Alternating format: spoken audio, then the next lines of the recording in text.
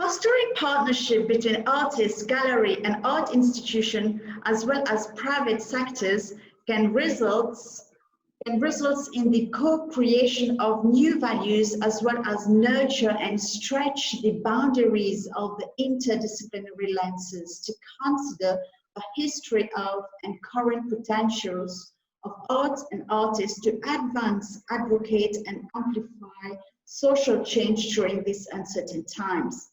My name is Zahira. I'm the founder of ZeeArts, and I will be the moderator of the 6th Art Connects Us webinar, an initiative organized by ZeeArts in collaboration with Economic Development Board of Mauritius to support, shape, and sustain the creative industry.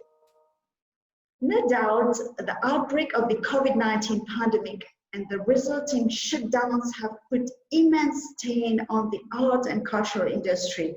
The virus has forever changed the way we operate, network, and engage. It is extremely important during this new normal time to connect our resources and network in order to collaborate and to create a better and cultural art scenes that strongly encourage to remember, reimagine, and rejoice. I think you will all agree with me, at this point of our life, we really need arts, right? I say it every week, and I love it. Art is a connector, it is a universal language, it gives us comfort, ignites our passion and energy. However, we need partnership, we need collaboration, and we need to support each other. Ladies and gentlemen, today I have the honor to welcome a vibrant panelist coming from diverse backgrounds, and they're all making a huge difference in their respective community as well as at the international level. Ladies and gentlemen, please help me to welcome our first speaker, Catherine Moulin. She's the art, Catherine, can you just say hi so everybody knows who's Catherine? Yes. She's the Art and Community Engagement Director. Let me just move the screen, share the screen. Yeah, so it's easier. So Catherine is the Art and Community Engagement Director at the Sheikh Saud bin Sakr Al Qasimi Foundation for Policy Research. Catherine served as the Al Qasimi Foundation's Art and Community Engagement Director. She is responsible for organizational collaborations, competitive grants and scholarship, and strategic communication and efforts. Catherine helps facilitate development of the Foundation's funding opportunity that support local and emerging artistic talent, including the Film Grant Award for Young Directors, to share stories relevant to issues in the UAE and the GCC, as well as the Artists in Residence program associated with the Foundation studio and gallery space. Catherine also serves as an advisor and lead development of the visual arts exhibition for the annual Ras Al Khaimah Fine Art Festival, which will be held, inshallah, next year. It's 9th edition 2021. Welcome, Catherine, on board. Our next speaker, hailing from Mauritius, Mr. Ben Altez is a graduate in Economic and Social Science from the Louvain University from Belgium.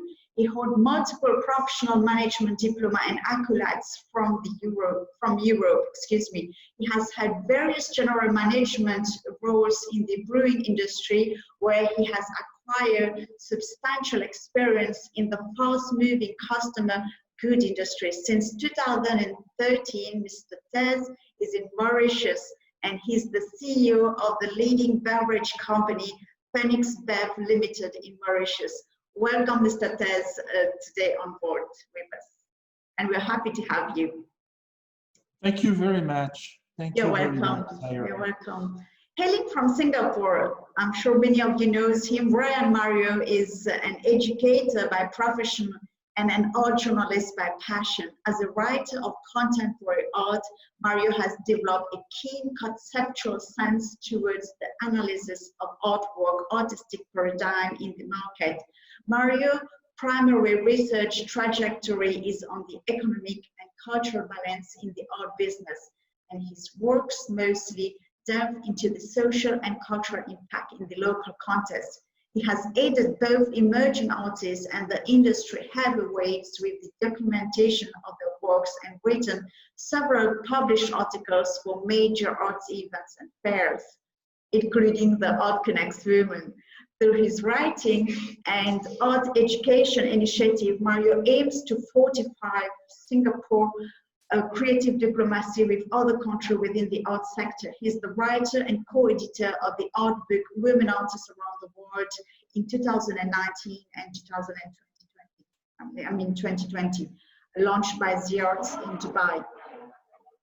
Thank you. Back to Mauritius, Nitisha Pausat-Gofar is an artist and gallerist. She's a graduate from the University of Mauritius with over 20 successful exhibitions. Her work has been acquired by collectors from different parts of the world. Nitisha is the founder and director of the Gallery Tamaris since the past 2 years now. She wanted to create a platform for local artists and the public. Additionally, she's an art teacher and an art facilitator for emerging artists, and she uses her gallery to host both solo and group exhibitions. She recently opened a second gallery, congratulations Nitisha, and created a digital platform to be able to expand internationally and meet a greater demand. Welcome Nitisha. Nada Albarazi, she has been enchanted by art since her childhood, but she effectively started to focus on art since 2017. Living in Dubai, Nada is a self-taught artist who indulges in producing something new every time she uses her craft. Inspired by the art and creating in itself, Nada uses mixed media, focusing mainly on the natural elements, which reflects her interest in sharing creations with others in its most organic form and showing her creativity. Nada had also her solo exhibition in 2018, as well as participated in numerous local and international exhibitions. She firmly believes in sharing joys, happiness, and positivity with others, especially those who are in need. For this, she has supported several exhibitions for children with special needs and sharing her knowledge with young children. Welcome, Nada, on board. Thank you so much, Zahira. So now we'll go directly to meet our panelists. So I'm going to start the conversation. Just quick information for our audience watching us today. If you have any questions, please write us on the Q&A box down. So we will keep 15 minutes after our conversation to respond to all your questions. Catherine, next year, Ras Al Khaimah will celebrate the 9th edition of Rock Fine Art Festival under the patronage of Sheikh Saud bin Sakr Al Qasimi, an initiative where artists in the UAE, as well as international artists looking forward to experience and engage. As the Art and Community Engagement Director, as well as advisor of the Ras Al Khaimah Fine Art Festival, can you tell us a little bit more? How does all this started?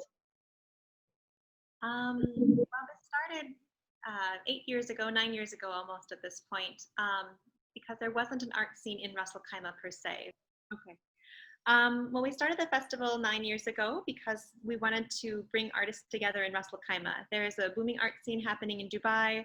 Abu Dhabi also had a lot going on in the arts, as did Sharjah, but there wasn't much happening in the Northern Emirates here in the UAE. And we really wanted to create a platform to bring artists together and to start establishing a community. So over the years, we've had an increasing number of artists kind of collaborate and become part of the Ras Al Khaimah Fine Arts Festival family. And we just closed submissions for this year, and we had over 500 submissions in film, sculpture, student and the visual arts category. So you can see how much our network has grown. But it really starts with the artists. I mean, we choose a theme every year. We've done that for the past couple of years. Our theme for 2021 is hope, which is actually was chosen long before the pandemic, but seems to be especially meaningful at this moment in time. And so, you know, we start with this theme of hope, and then it's really the artists and the directors that bring it to life by sharing their talent and creativity. So our submissions just closed, and we're in the process of the selection process. We also put out a call for workshops and other kinds of activities that will be happening throughout the festival. Normally, this is turned into basically a year-round planning. As soon as one festival closes, we're on to the next one, and submissions this year opened right after the 8th annual festival closed. Planning is a bit different this year, obviously, given the pandemic and how we're thinking about still having a very engaging experience, but also really trying to maintain what's always been important to the festival, which is those connections with each other. I think the artists have always found it really inspiring to be able to have the engagement over the opening night and the various workshops and activities. And we're trying to figure out how we can safely offer those for the community and for the artists to feel comfortable participating and having that space. Because I think more than anything at this point in time, it's nice to have the opportunities to come together and to celebrate art in the community. And that's really what the Russell-Kaiма Fine Arts Festival is all about. That's great, Catherine. Every year I pencil my calendar and make sure that I'm in Russell-Kaima during the festival, and it's really nice. And I know a lot of artists are waiting for the 9th edition. Hopefully we'll have it same like we used to have it. Thank you very much, Catherine. Now let's move to Mauritius, and let's hear from a business perspective. Coming from private sector perspective, and the CEO of one of the prestigious company in Mauritius, Bernard, how have your organization been contributing to the artistic scene in Mauritius before the pandemic? Right, Zaira. I think, if you allow me, I need to give you my answer. I need to enlarge a little bit the scope. Nearly all the countries in the world in 2015 have committed themselves to 17 life-changing goals, known as Sustainable Development Goals, SDGs. And we here, as a corporate identity, Phoenix Beverages, a proud regional group in the beverages industry within the Indian Ocean area, have clearly identified in our fully integrated annual report the absolute necessity to embrace those objectives in our strategic development plan since a few years already. In reality, to be more specific, we have selected 5 from the 17, and based on that we have defined a clear roadmap for immediate implementation in some area of the existing business where it was possible, and also decide for the future to include in each of our new projects the relevant SDGs potentially actionable. Which means, and having said that it's quite clear and quite easy to measure the huge opportunity to connect with the arts, the art scenes and the artists in general, on a different way, as a tool to penetrate and give some answer to some of these SDGs that we have selected. Amazing. And I recall that you're supporting with an artist who is doing music with recycled materials, right? Yes. Can you tell us a bit? Take it as an example. I probably will give more examples hereafter. But for instance, for Phoenix Bev, we are engaging in huge PET bottle recycling program all over these marvelous islands. Connecting with an artist like Kan Chan Kim to reuse plastic bottle to create music instruments from trash to music is a fantastic journey. You can create a Ravané Carré. It's a magic project, generate lots of proudness throughout our own corporate organization and specifically outside of the company. That's one of the examples I can give. Absolutely. Thank you so much, Bernard. Ryan, your passion for writing has tremendously connected and helped a lot of artists in their artistic career. Can you tell us a bit, how do you see the art scene has evolved pre and post the COVID in Singapore? For Singapore, I think it's actually how the scene has evolved is not only limited to the scene in Singapore, because honestly, for the art in Singapore, many people do not are still not very much aware of its development. They are still not. Most Singaporeans are not aware of how um, art is art is still not really a commodity in Singapore yet, and it's more it was like a status object. So there really hasn't been too much of a change in the scene. What I think the only thing that I realized that was different is that there is a certain back then there was a mad scramble for kind of like exposure for artists. They're trying to find ways to get into the art scene. They're trying to find galleries to represent them, trying to get into all the art fairs. But right now, that was pre-COVID. And now post-COVID, there seemed to be this kind of reset where initially most artists are looking to create things that appeals to their consumers. They are looking to create artwork that are not really true to themselves. They only look for things that are hot in the market. So the subject matters, the works that they produce, it is not true to each individual artist. Most of the time, it's just this I realize that this subject matter sells well, and therefore I will paint this or I will sculpt this. Post COVID, I see that many artists have kind of realized that that is not the way to go as an artist, and they are trying to take a step back to understand like who am I as an artist? What do I really want to do? What do I really want to be as when I do art? And it's a really good reset for the art community because now things that are being produced or the artwork that comes out of it, it becomes a little more genuine in that sense. If we want to see how the number game works, I think Singapore is not honestly is not the best option to look at. But even during this period, the best place to look at we should be looking at actually Hong Kong, because like even with all the riot going on and even with the whole COVID episode happening, they just concluded their spring auction sales last week. Yeah, and Sotheby Hong Kong, they raked in a total of 220 million US dollars.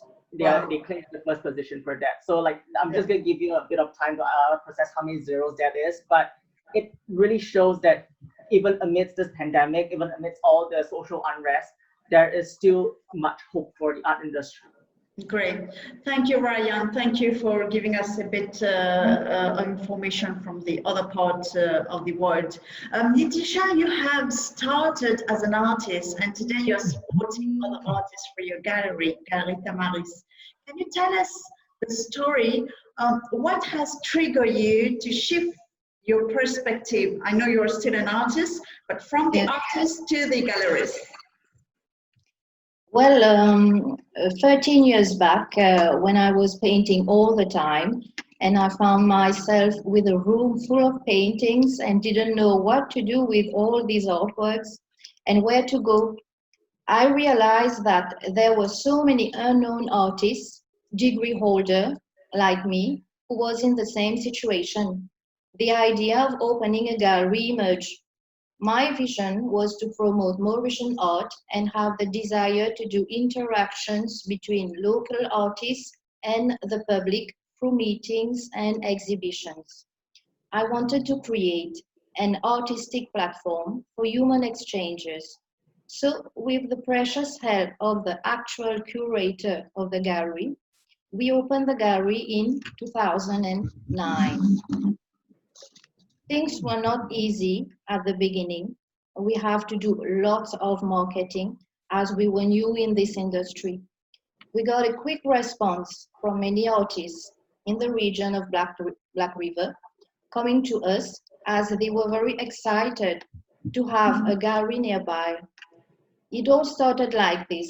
At first, we began to organize some solo exhibitions, and with a greater demand, we opted for group exhibitions, which was a real success. we started sponsoring new artists, giving them space and opportunity to expose their works. Till now, we have launched more than 125 painters, sculptors, and plastic artists. We have organized more than 30 exhibitions and 3 local art fairs. We are well situated in a touristic region. Now we are famous in the sales of paintings and sculptures. And we are working with hotels, luxury villas, IRS, and also selling our paintings on an international level. So the Gallery de Maurice is a gallery designed by an artist for artists. That's wonderful. I like it. By artists for artists. Let's hear from another artist, and she's based in Dubai, originally from Lebanon. Nada, as an artist, you as well, what are the challenges you are currently facing with now exhibitions being cancelled and travel restrictions? Actually, there are many challenges we are all facing as artists. Exhibitions are very important for artists to meet people and explain about their artworks in real, because that can't be possible on social media.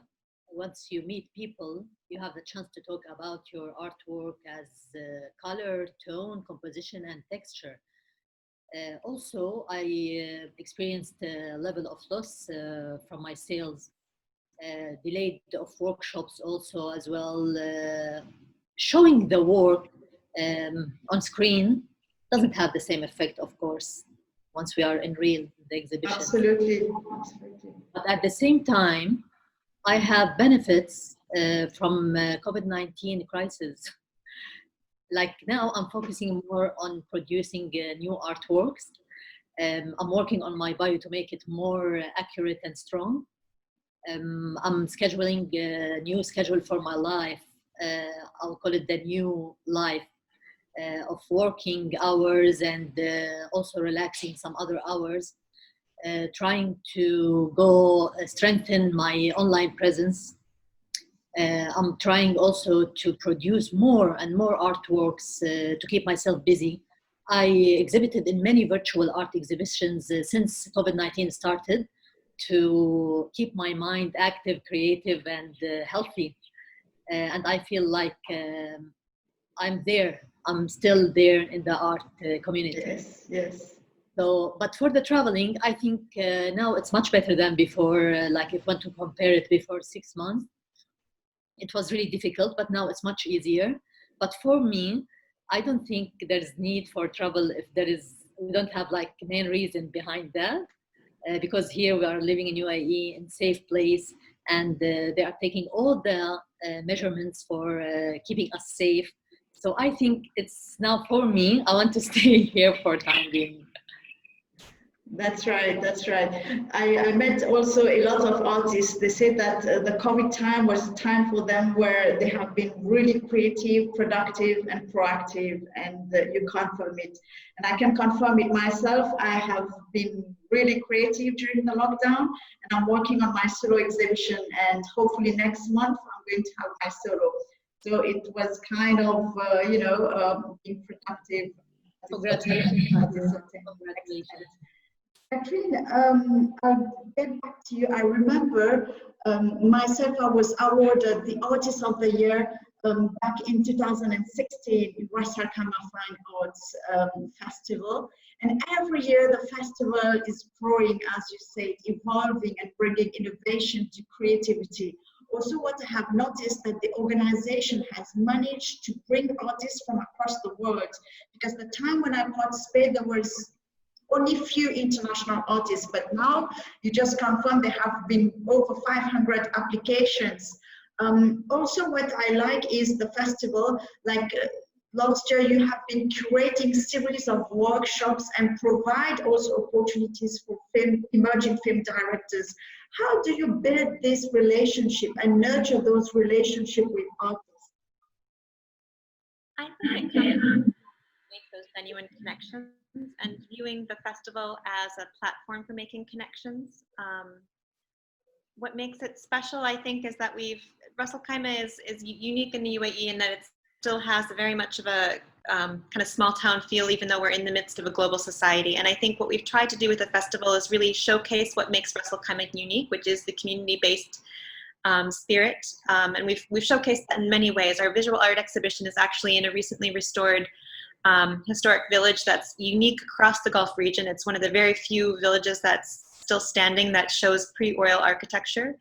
So there's a lot of historic significance. And so we basically put on a massive visual arts exhibition with large-scale digital artwork prints, you know, set against this very beautiful historic backdrop that is Ras Al Khaimah. It is Ras Al Khaimah's history. So we're connecting people to the landscape, people to the community and the traditions that are here.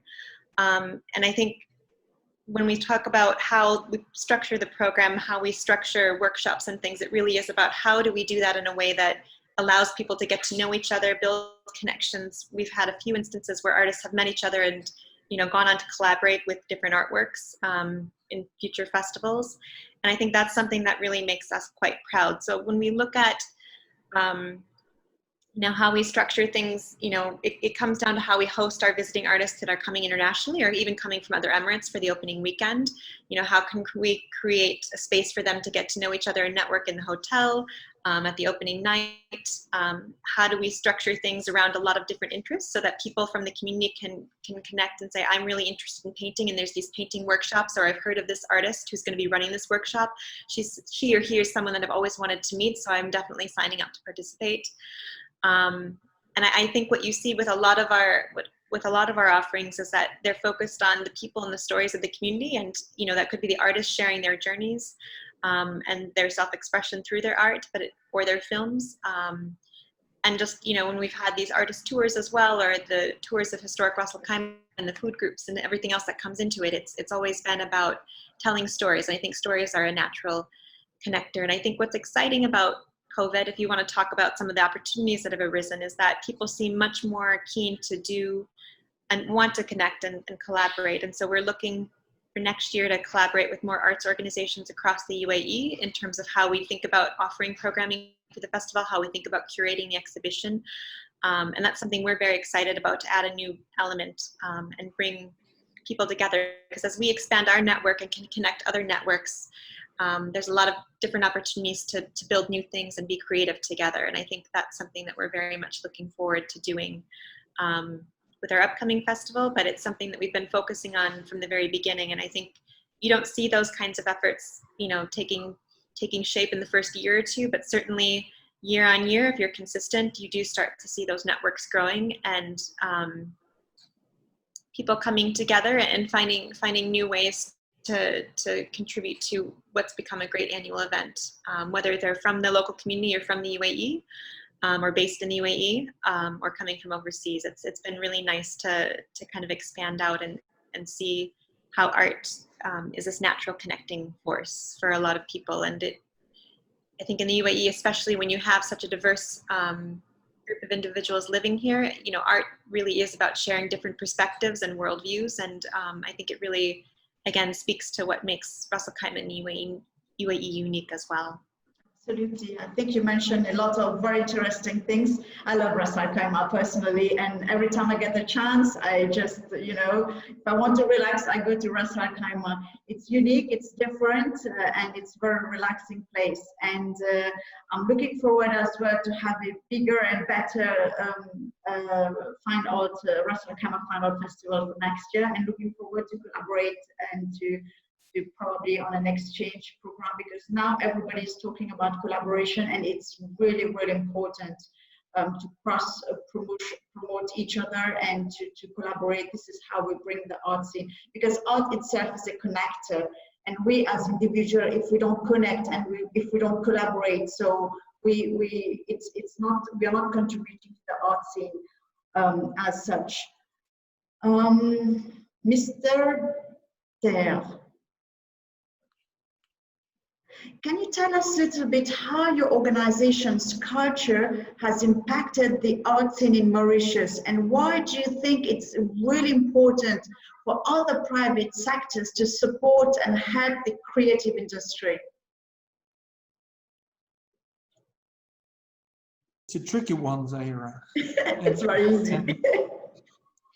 No, it's not. In reality, I think that basically, if I take a step back, or impacts via the art scene seems to be perceived very positively, because you disconnect with your own brand's products portfolio and you enter in real life with the Mauritian population as a whole in general. You connect with people, you connect with their life, you connect with feelings, with emotions. Like I said, we have already and will continue in the future to engage with lots of artists in some specific areas, probably more easier than the others, like music, painting, sculpture made with recycling items. Education is really something which take my heart personally. So if you can elaborate and participate in an education program in collaboration with public and private schools to stress the importance of recycling once again this bloody plastic today for the new generations, and help to implement micro mechanisms to teach them from school and to help them to recycling at school, can be sure that those child becomes real ambassador of new values at home through that specific education when they are back at home.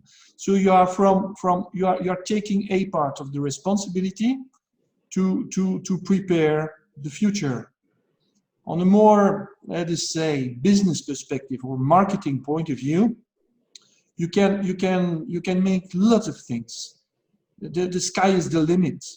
You can become, for instance, the sponsor of the party. How do I come to you to organize your birthday kids party at home with the participation of some local well-known artists in Mauritius? I'm referring, for instance, to my iconic Mauritian carbonated soft drinks and one of the best group, Abba, here, well-known, playing with child. So you mixed all those things, and you are creating joy, and in the same time you are educating people. You can also, once again, on a more sophisticated part of the business, said, okay, when you dress such a kind of aspirational and premium events like MIAF, you are also communicating some, or indirectly, specific values or indirect lifestyle to your visitors in the gallery, which means that on a pure business point of view, you can very easily associate some of your local premium brands, like for myself, Gister, with the best art painting that the world has to offer to the community, and show that Mauritian people who sometimes do not have that opportunity, that those things exist and that they can be part of this story to build the world of hearts tomorrow morning. So that's my contribution, my little contribution. And I can easily relate to, because before coming to Dubai, I was also involved into a lot of CSR initiative, and I was involved in a project called Teen Hope program, which is part of ANFEM now. And as you said, we try to mentor and empower school dropouts for arts. And so some of the students that I was teaching at that time, today they are men. They are living their life and being the sole breadwinner of the family through the arts. So this is a little difference that you play in their lives and has transformed the whole life. And today they are responsible adults. So bravo once again to you and your team and Phoenix Pep for really making a difference in the Mauritius art scene. Now let's go back to the artists again. Nada, as yourself as an emerging artist and been exhibited a lot since 2017, both locally and internationally, do you think you find challenges to be represented by a proper gallery, especially in this part of the world? Is the accessibility easy for you? Nada? Hello? Yes, yes. I don't think the art world is all about art. You can be the greatest artist who has ever been living on earth, but unless you leave your studio and you meet your peers, then people will know about you and about your work. I think there is something called relationships. Relationships are very important between artists, fellow artists, and curators, between artists and galleries. This relationship, when we build it, it will take us to the gallery which we want to work with and which we want to present our artworks in this place. I believe in having relationships with art curators and fellow artists. Mhm. And now with everything is moving online, so how do you see yourself as an artist? Do you prefer to have a physical exhibition? For me, I'm a diehard physical exhibition. um, or you think that the digital will create more exposure and, you know, so people from around the world can still see your art. So what is your thought on it? People definitely, they move now for online social media, definitely, because we have no other choices. But if we want to talk about how to see the artwork, if you compare it between physical exhibitions or online exhibitions, of course people, they prefer to see the artwork in real. As I said before, you can see the texture, the color, the tone, the composition. It's completely different than the photo. Do you think people will buy an artwork from photo, Zahira? I think they want to see it. Some Some people collectors, they do, yes. but not most of the time. They want to see the artwork and they want to talk to the artist to see what's the story behind the artwork, why the artist produced such an artwork.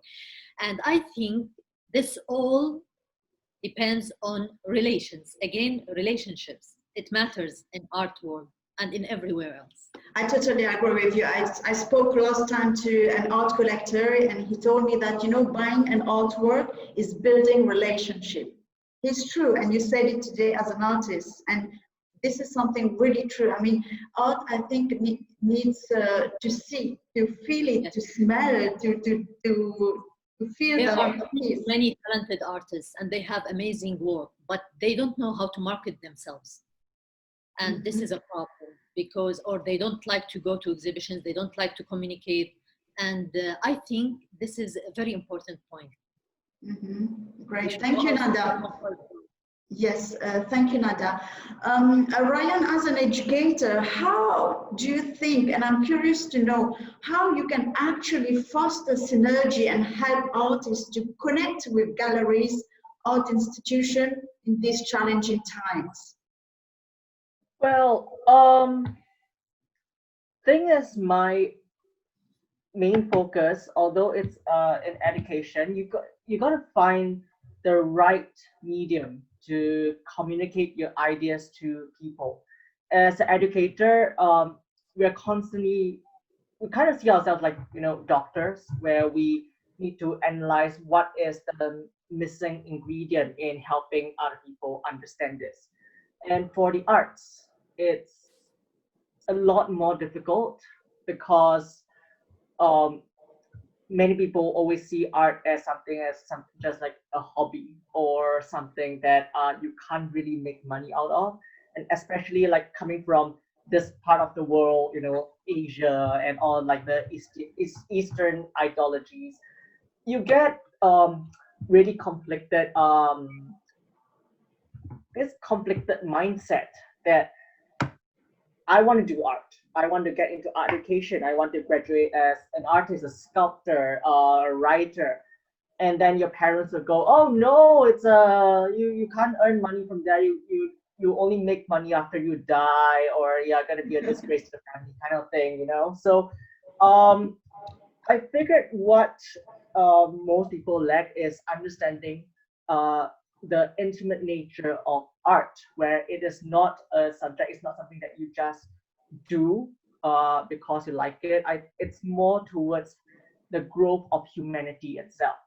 Art helps people grow. Art helps humans develop our senses. So in my line of work, I chose that medium of education to be in writing, which is why I have stepped out and became a writer in my own rights. I am an art journalist, and as Nada has mentioned, that the art industry, you as an artist, you being good in your craft is insufficient. You need to build relationships. You need to step up. You need to communicate. You need to know how to do your marketing. Right, Nada? Yeah. Yes, So, I agree with you 100%. so being an artist yourself, being good at what you do, it's insufficient. You need to know how to carry yourself. And as a journalist, I put all these in words. Um, I put what artists do or what they are good at into words, so that words become my medium of education. Words become my medium of communicating these ideas to the general populace, where even if you are not studied in art, even though you do not understand art, you can still appreciate a person for who they are and what they do. That's right. And I think art is very emotional. It's very personal. So you may like my art or you may not like, so I don't care, right? So it's something very personal to the artist. Thank you. We have a statement from an audience, Anna Galia. She said, I so much agree that art collectors and art lovers need to see the artwork for real. Thank you, Anna. We agree. I agree. You are agreeing with me, which makes me feel very happy, Zahira. Yes. Nitisha, you mentioned you are supporting emerging artists. Can you tell us how, and how can an artist watching us today in Mauritius, how can she or he be part of your gallery? What are the different steps that we need to have access, for example? Well, during our journey, we have become unexpectedly an advisor for artists. We have got the pleasure to accompany very talented local artists to show their artwork on the market. We have been a facilitator for new artists as an agent. Our mission is to create a market, getting the work seen in the right context, promoting their practice, and presenting their artworks in the right way. Just before the pandemic, we were organizing an exhibition for 25 art teachers of Mauritius and Rodrigues who wanted to show their works for the first time. These teachers were so entangled in a routine work they do not find the time to create. They came to us and talked about their project. We immediately accepted to give a helping hand. Being a link between local artists and the public, it is a very fascinating experience. We have noticed that artists do not have the support and right information needed to embark on this boat. That's what we are trying to do, act as a facilitator for artists to join the art market and participate in art events. There are all around the island many talented artists that should be promoted. This is the reason why the Gallery Tamaris foster newcomers, self-taught, university leavers, all the way till his exhibition. We give advice, we offer the space, we market, we do the setting, we organize vernissage, we promote them. As Leo Castelli said, we have to have a good eye, but also a good ear. We do listen to our artists. You know, we are like a community. Yeah, we have fun organizing exhibitions and art fairs together. We have lunch together. We share in a positive vibration. We sing together as we used to invite performing artists and musicians in our events. The relationship that we have created with our artists is very strong. I want to share one of our most stirring experience with you. I was giving art lesson to a lady at her place. One day she showed to me all her artworks kept for so many years. There was soft pastel, watercolors, still life, and many more. One painting she did when she was 13 years old using wall paint. That's what was available at that time. I was very moved by these whole life works kept in a drawer. I convinced her to expose all her works for the first time at the gallery. She was then 88 years old and she was doing her first exhibition. Media jumped on this special event for coverage and she became the star of the day. It was a very satisfying experience for her and for us. It was really a dream coming true for her. After this, we knew that's what we wanted to do. It became a must to make these passionate artists to come out from the shadow. That's very moving experience. Thank you very much for sharing. Bravo, en tout cas. Yeah, it's art has no age, no boundaries. So anytime, you know, same like education. Anytime you can just embark on a journey. So wonderful. Yeah. Thank you once again for sharing this beautiful story. The theme of the 9th edition of Ras Al Khaimah Fine Art Festival is about hope. And now everybody's talking and looking for hope, which is really interesting as people from the world is looking for hope. And the UAE just launched the Hope Probe mission to Mars recently. Katrin, can you tell us a little bit more about the theme? Why hope? Well, as I mentioned when I first kind of made my opening remarks, we choose themes, you know, probably 18 months in advance of the actual festival. So this was chosen quite a while ago and well before some of these coincidences came up, which makes it feel even more relevant. But you know, I think Ryan had mentioned earlier that we find art inspiration for art from a lot of different art forms, and writing is one of them. And so we were really inspired by Emily Dickinson's poem, "Hope is the thing with feathers that perches on the soul." And I think when you think about art touches souls, and it really can ignite feelings and emotions and things that we don't let come to the surface very often. And it's a safe place to do that in some ways because you're tapping into someone else's self-expression. And so you allow them to touch you in very vulnerable ways. And in that you have this kind of opportunity to exchange and connect in new ways. And I think, you know, art is oftentimes a source of inspiration. I think it's a point of, you know, looking toward the future. We often take art as a way of, you know, examining the world around us, and that examination can take a lot of different forms. I think Nada takes her inspiration from nature, which I think is very exciting and puts a different kind of spin on things. Others take their inspiration from maybe the politics that are happening or what's going on in their communities, and all of these things inform the way art comes together. And so I think Emily Dickinson's poem touched a lot of different layers for what art is all about. And I think when you talk about connections and communities, that's also a source of hope. It's a source of strength and support. I think a number of other panelists today have mentioned the importance of, you know, nurturing up and coming talent or helping people tap into their potential.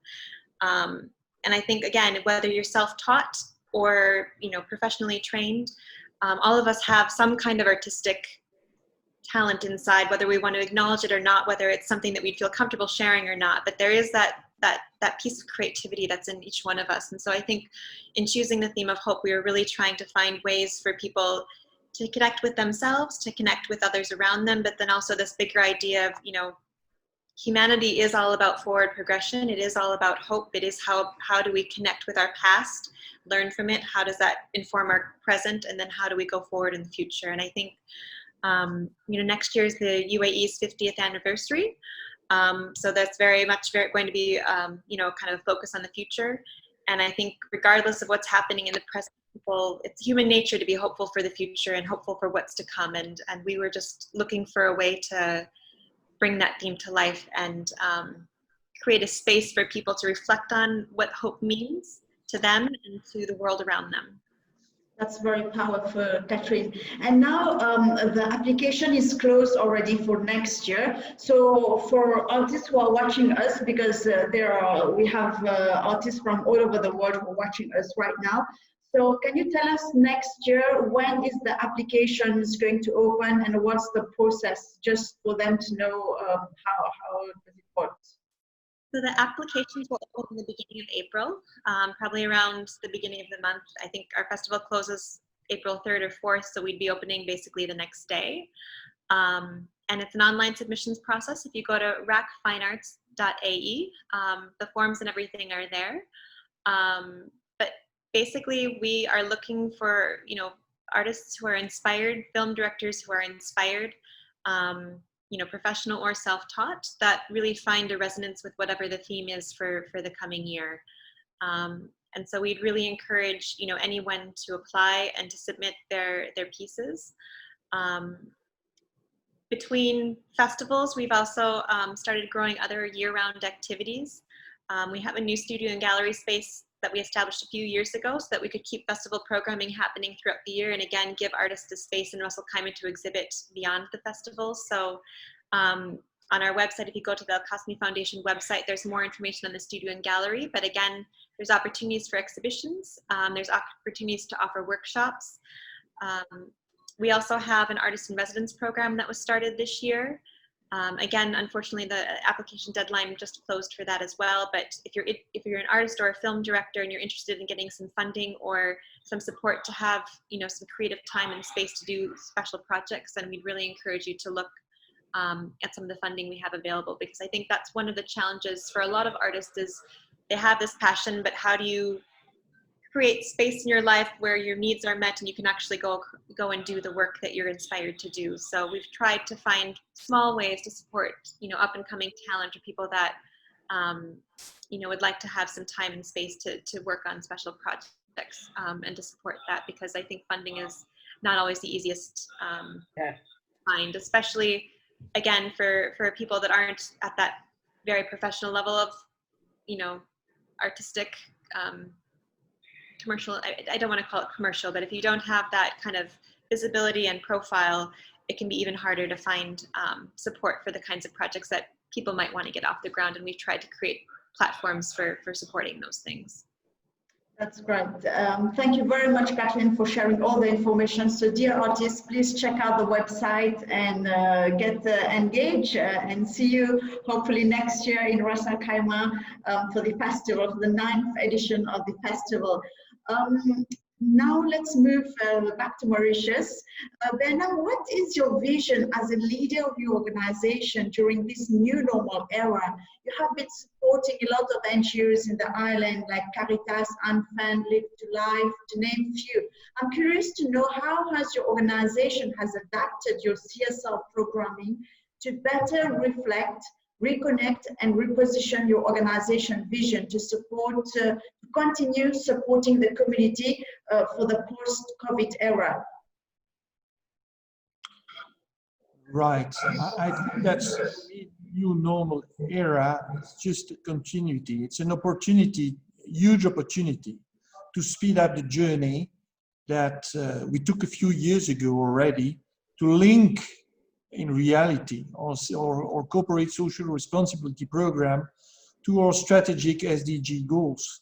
So by the end of the day, in that sense, I must say that I think that Phoenix Beverage Group has started to succeed his own internal transformation in order to really embrace and make his vision becomes a reality, especially when I think to our regional development ambitions for the future and the way the people have suffered here in Mauritius during this confinement.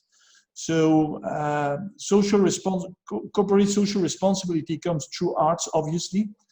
We have helped lots of artists to start to make webcam music programs through our cafe culture programs at night during weeks. It was a huge success in the island. So we pay the guys, they play for us, and we make parties from home with those guys. And through our Facebook platform, it was wonderful. You can once again use lots of things. Mauritius, for instance, is an old sugar industry. We all know that this industry is step by step decreasing because of the sugar health perception all over the world. So there are plenty of space that you can reuse. If tomorrow morning you can start to give job to people through your CSR program and make something else from that ground to give some revenue to them, and try to make, for instance, some maize instead of making some sugar, and use that maize to make my beer. So you can start to use thousands of acres to give jobs to people. So it's not only a question of to sell my drinks, but it's a proudness to say that I'm giving you a job, giving you a certainty for your family to send your child at school, to have the guarantee that everything is running at home in this very difficult time. And there are plenty of examples that you can use like this.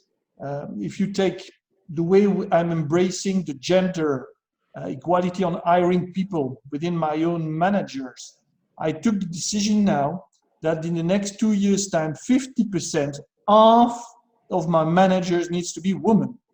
Because if you look at yes, when I started, it was 5%. Now I've reached 35%. So I've already started this new era. In the next 2-3 years' time, I need to reach 50% of my hired manager ladies, because they are creative. So because they are creative, it's not only a question of rationality, like all the bands, but they can give you the added value. And based also on the difficulties and the communities and all the historical past of the ladies here in Mauritius, you give hope to a gender who probably didn't have that opportunity in the past to enter one of the best company and to be concerned, to be perceived as one of the most preferred employer in the region.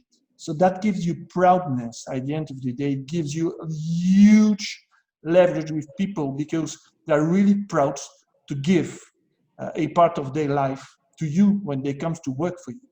That's where I want to put my CSR thinking. En tout cas, bravo, bravo, bravo, bravo for thinking differently and to be a leader with passion and great vision. Thank you so much, Bernard, for sharing this experience and this vision of yours to make it 50% female managers. And you talk about different initiatives to give people jobs and so on. So I think the creative industry needs more private sectors like you to engage and to support the industry. And I would like to acknowledge you once again for the collaboration we had with Phoenix last year during the Mauritius International Art Fair, during our first edition. And hopefully this year we are going forward with our second edition. And thanks again for joining us. Of course we will.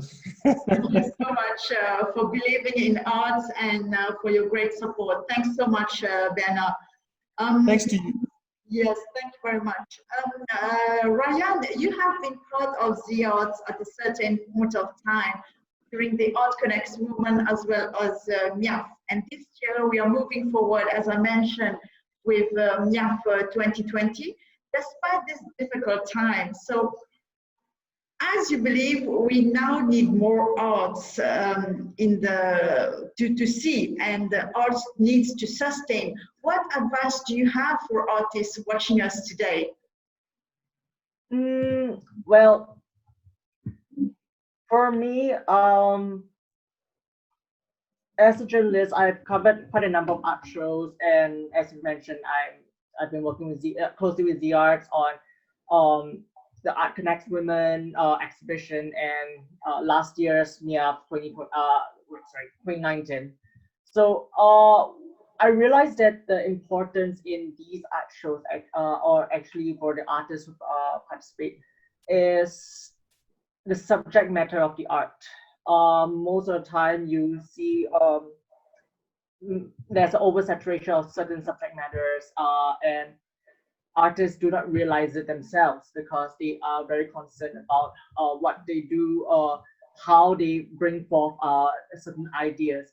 But for most big art shows, we are actually more concerned about how often these subject matters actually pop up. Like, for example, now we have the pandemic, it's this pandemic era now, and most people are probably going to be oversaturated with ideas of masks or doctors or nurses and things like that. I think we have to be very careful about all this oversaturation.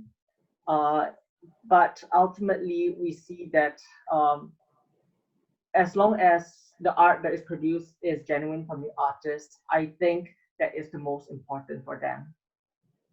Great, thank you, Ryan. Nitisha, to enhance the art industry now and to support artists post-COVID, what is Galerie Tamaris doing to help those artists now in this difficult time? So actually in the gallery, we are applying social distancing, wearing masks, one entrance, one exit, hand sanitizers and so on. One thing also that we are doing is we are planning appointments for our visitors so that we can limit contact. We are also working with catalogs sent by different artists to us. This is helping us to respect the social distance and limit personal contact. The artist can send his catalog virtually or to the gallery or a printed one. Like this, we can present the artworks to our clients and the artist can put as many works as he wants in the catalog. We found it more beneficial and practical. When a client is interested in a particular work, we arrange to have the work in the gallery and fix an appointment with a nice cup of coffee. In a cozy atmosphere, we welcome them for the presentation. The situation happens so suddenly that we can't expect people to abide this new process so rapidly. I think it will take some time. Also, with the agreement of our artists, we have to reduce our market price to encourage sales. As you know, gallery has to run a business, and like this, we have to adjust with this unprecedented situation. People have been confined for more than 2 months, and they are eager to reconnect with their loved ones and going out for dinner in a restaurant, for example, but aren't as excited to visit an exhibition or a gallery for now. So most galleries are rushing to find a digital attention so that we can boost our business immediately. It is one of the ways we are using to reach and communicate effectively with our clients. I think we should develop new plans that can adapt in the COVID era. As we have no tourists visiting the island for the time being, which is 50% of our income, we have to think of other ways to keep us afloat. Maybe a request to all Mauritians, even those around the world, buy local arts and support our local artists. I think to continue exhibition and art events here in Mauritius, we will need financial help from different institutions and private sector. A word to the wise. We saw that the ministry and the National Art Gallery are doing a great job to support artists. We are planning to work in collaboration with them as they have good projects and we have a list of artists and together we can go through this pandemic. Another thing we are doing that is very interesting, the gallery is in a mall where we have different shops and we have decided to come together and organize events. We all in this together and even these events are really helping us. We are also bringing our exhibitions out to the people instead of making them coming to the gallery. We are trying to make fun activities like kids workshop and light-hearted events. We are also doing interactions between artists and visitors, which mostly ends in a sale. So these are some measures that is helping us to continue working and really things are not so bad for the time being. We are trying different things that we suppose could work, but yet nobody have the correct instruction manual to deal with the post-COVID situation. Absolutely, absolutely. Thank you so much, Nitisha. Another one last word for you. What message do you have for collectors watching us, private sectors and gallery? What they can do to help artists to sustain from an artist's perspective? Galleries can support the artists by going above and beyond the normal work of putting on shows. They can provide services such as financial management. They can also publish in a book in order to help artists. They can also promote their artists and sell their works. So, but the most important thing is how to develop the relationship between the artists and the galleries. This is really important. That's great. Anybody would like to add anything before we hand over, we check the questions? Anybody would like to add? No? From the panelists? No? Good. Maybe that's one. Yes. I think now is actually a very good time for most artists to review and recollect what they usually do. Possibly you might want to consider reworking on how you can promote your art. That includes your personal bio or how you approach art in general. Well, now after everyone comes out of lockdown, I think it's a reset for everyone. So use this time wisely and figure out who you are as an artist, because it is very important as to how you're going to convey your art to other people, and make sure that whatever that you have in mind is exactly is how you're going to paint it, how you're going to sculpt it, and people will be able to get the message instantly in that sense. Thank you, Rajan. We have a questions from Nikinen. I think she's from Mauritius. I'm not sure. During the pandemic, it seems that many platforms are unavailable for us to promote our artwork. It also seems that this will last for a while. What would be some of the suggested platform or ways for us to do so? Maybe Nitisha, you want to, from a gallerist perspective? Yeah, I think we have different platforms, but we are not informed about this. Then you have to go on different sites to see what we can do, where we can expose, to go online. Like I know that the Ministry of Art has put a lot of fun and all that. The NAG also is organizing lots of exhibition, and I know that they will go online for the next exhibition. So keep in touch, go online on the different site. We have possibility to do this. I think now artists need to be tech savvy because everything will be online. So it's very important to do the documentation. We are having NIAF coming in October, and I know the Economic Development Board as well has launched their own gallery, and now they are working to launch an online gallery as well. So please get in touch with those institutions. And now Catherine mentioned lots of opportunities happening in Ras Al Khaimah. We have, from a private sector perspective, lots of vision, and it's coming to reality. So we need a little bit time because nobody knows what's going to happen, and we were not prepared to welcome this pandemic. So we are all under shock and still for some people. So it takes time to heal. But we need to be more tech savvy to have access, because information, there is no excuse that you say we were not aware this is happening or not. Internet now, we have lots and lots of information. So please browse for internet. We have another questions. Good evening, everybody. Thank you for the invite. I am Kaviraj Bojan from Mauritius Island. I would like to know, is there a virtual interactive global online gallery for artists to interact, market, and sell their work? There is many. Anybody would like to, maybe Nanda? You want to reply to her, to him? Can't hear. You cannot hear. He's saying if there is any virtual interactive global art gallery for artists. Again, it's about the relationship between the artist and the gallery. So how do you find those gallery, Nada? Maybe you share your experience. Yeah, I just sent emails to many galleries before to collaborate with them. by exhibiting in their shows or by just exhibiting my artworks in their galleries. It doesn't mean if the gallery say in a way or another sorry for you, it means your artwork is not nice.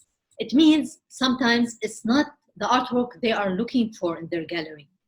And this is very important because every artist has different kind of art. Right. Yeah. But sometimes also what happens, like for example, the exhibition I participated in London, Kunuz, it was with one gallery from Sharjah. It's a Riwaq gallery. And then I exhibited my artworks with them in London, for example. Also, it happens in Carousel du Louvre in Paris, the same thing.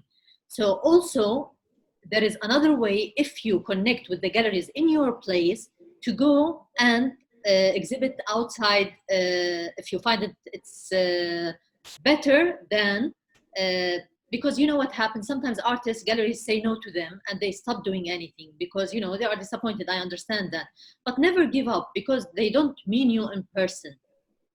They have like specific artworks they want to put in their galleries. So like keep sending emails, keep talking to people. Relationships is very important. How to build this relationship between you and fellow artists and curators. And now Nada is coming to Mauritius in October. I hope so. I have another exhibition, Zahira, also. At the same time? Yeah. And now I'm preparing also for international exhibition in Italy. Yeah, excellent. We have another questions from Anna Galea from Malta. Would you agree that galleries could expand outreach by curating shows beyond their galleries, such as restaurants, hotels, lobbies, business offices, hospital, etc.?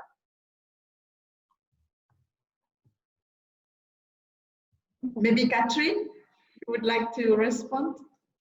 No, I would definitely agree with that. I think with our Finance Festival the last few years, because the festival actually prints these large-scale artworks that get displayed in the exhibition, we don't use the real pieces because it's outside and we've got exposure to the elements. But we've started to basically create an in-house collection of festival artwork, and we've been partnering with local hotels to have kind of mini exhibitions in their lobbies throughout the year. We've also worked a bit more with the Tourism Development Authority to find other places where we could have this artwork up again year-round, because I think one of the things that we're very keen to do in Ras Al Khaimah is to create more community art spaces and to have that public art kind of out and about throughout the year. And so we've been looking at ways to do that with the collection that we're kind of gradually building with the way that the festival is now running. I would say that I've also seen increasingly here in Ras Al Khaimah interest from local businesses to display artwork in their businesses. So we have artists from the festival that have been connected to hotels because the hotel, general managers have been to the festival. They've seen the artwork. They've contacted the artist afterwards to actually contribute to artwork in the hotels, whether it's the public spaces in the lobbies, their restaurants, or the hotel rooms themselves. So I think that's been a really positive outcome from our festival.